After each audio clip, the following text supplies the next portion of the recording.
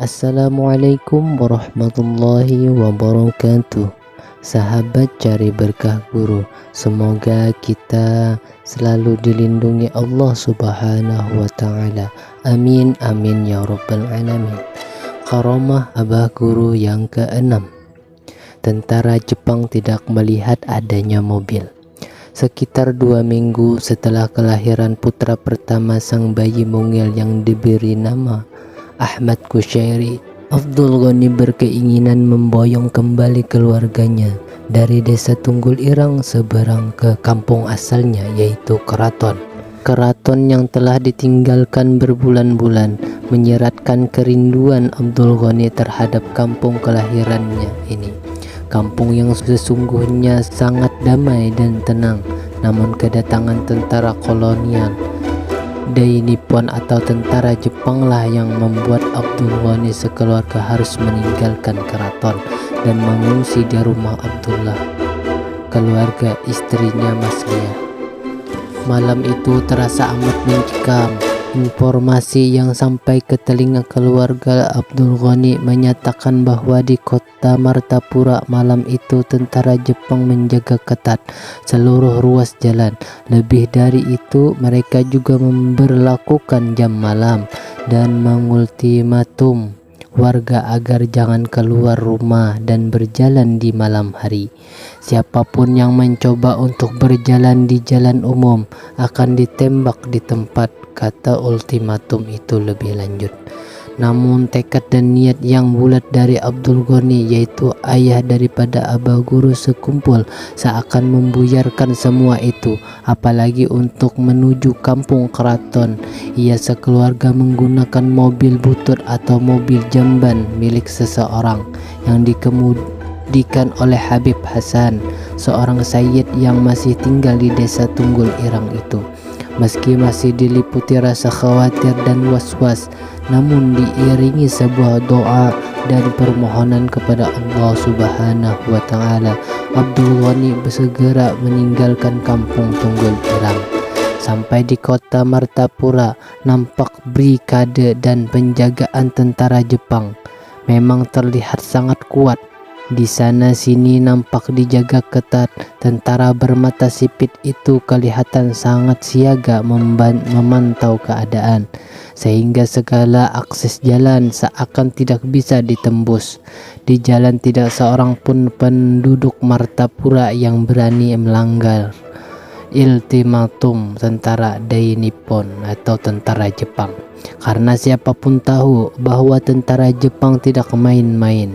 Sementara itu, mobil yang ditumpangi keluarga Abdul Ghani, ayah abah guru sekumpul itu pun terus meluncur tanpa memperdulikan penjagaan ketat itu. Semua memasang wajah tegang dan ada rasa khawatir jika sampai mobil ini disetop mereka. Namun keajaiban terjadi. Barisan tentara Jepang itu sama sekali tidak peduli dengan mobil yang lewat. Bahkan seakan-akan tidak melihat ada mobil yang lewat. Brigade tentara bermata sipit itu pun bisa dilewati tanpa insiden, dan Abdul Ghani, ayah abah guru sekumpul pun bisa bernafas lega hingga sampai ke tempat tinggalnya, yaitu di kampung keraton.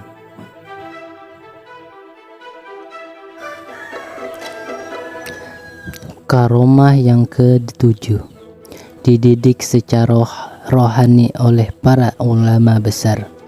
Sebagai anak yang dididik dengan didikan agama yang ketat, akhlak yang mulia, hati yang sangat begitu bersih, jiwa yang penuh dengan tauhid dan ma'rifat kepada Allah, maka tidak aneh jika abah guru sekumpul muda disayangi bukan saja oleh orang tua dan keluarganya, bahkan guru-gurunya, bahkan juga para aulia, baik yang masih hidup maupun yang sudah wafat.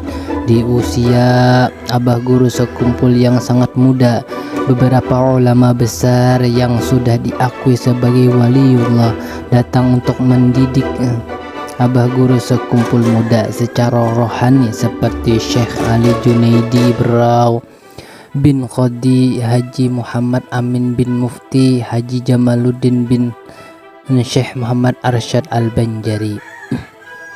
Syekh Ali Junaidi Berau ini adalah guru pertama Abah Guru sekumpul muda secara rohani. Banyak petunjuk-petunjuk Syekh Ali Junaidi yang membawa Abah Guru sekumpul muda menjadi ulama besar. Di antaranya memerintahkan agar Abah Guru sekumpul muda mengamalkan zikir sebanyak 24.000 kali sehari. Beliau juga memberikan petunjuk agar mengaji masalah Nur Muhammad kepada Syekh Muhammad bin Syekh Salman Al-Farisi, Gadung Rantau, dan beberapa hal lain. Abah Guru sekumpul muda seringkali mendapat petunjuk beliau. Selain Syekh Junaidi Berau, Abah Guru sekumpul muda juga dididik secara rohani oleh Syekh Abdurrahman Siddiq bin Muhammad Afif yang kita kenal dengan Datul Landak, dan beberapa aulia hingga Syekh Muhammad Arsyad Al-Banjari. Karomah ke-8, menumpang Safinatul Aulia. Di suatu malam Jumat yang penuh berkah, Abah Guru sekumpul sewaktu mudanya melihat dalam mimpinya yang luar biasa sebuah kapal besar yang bertulisan Safinatul Aulia, yang berarti bahtera para aulia. Abah Guru sekumpul lalu mendekati kapal itu dan berusaha untuk masuk ke dalamnya. Namun ternyata penjaga kapal itu melarang Abah Guru sekumpul untuk masuk ke kapal. Setelah itu Abah Guru terbangun. Di malam Jumat selanjutnya Abah Guru sekumpul juga bermimpi persis seperti mimpinya yang pertama itu. Dan di malam Jumat selanjutnya lagi Abah Guru bermimpi seperti mimpi yang pertama tadi. Namun kali ini Abah Guru diizinkan untuk masuk ke kapal Safinatul Aulia. Di dalam kapal itu ternyata Abah Guru telah disambut oleh seseorang yang di kemudian hari menjadi salah satu murabbi mursyidnya, yaitu ketika Abah Guru melihat suasana di kapal, ternyata masih banyak kursi yang kosong, dan mereka yang ada di kapal itu sebagian adalah orang yang sudah dikenal dan sebagian lagi tidak dikenal. Karomah yang ke-9, bioskop yang listriknya padam, besoknya runtuh. Suatu sore Abah Guru sekumpul duduk sendirian. Tiba-tiba datang temannya yang masih keluarganya itu. Temannya itu mengajak untuk jalan-jalan ke pasar. Abah Guru sekumpul tidak keberatan asal tidak terlalu lama. Akhirnya mereka berdua berjalan menyusuri sepanjang pasar. Dan tanpa sadar mereka sudah berada di depan sebuah bioskop. Temannya itu mencoba mengajak Abah Guru sekumpul untuk masuk ke dalam bioskop dengan berbagai alasan. Abah Guru sekumpul menolak halus ajakan itu, namun sang teman tetap memaksa masuk sambil menarik tangan Abah Guru. Dengan hati berat Abah Guru sekumpul menuruti keinginan temannya itu. Akhirnya apa yang terjadi? Tanpa diduga sebelumnya, seketika seluruh aliran listrik di bioskop itu mati total dan pemutaran film pun terberhenti. Bukan sekedar itu, keesokan harinya terbetik sebuah kabar bahwa bioskop itu runtuh. Sebuah tempat yang dimasuki oleh kekasih Allah akan berubah menjadi baik dan hilang kebatilan dari tempat itu. Karomah yang ke-10, pedupaan yang mengakibatkan angin ribut. Sepulang dari pasar tadi, Abah Guru sekumpul yaitu sepulang dari pasar tadi, orang tua Abah Guru sekumpul yaitu Syekh Abdul Ghani sudah mengetahui bahwa anaknya telah jalan-jalan ke pasar, bahkan masuk ke dalam bioskop.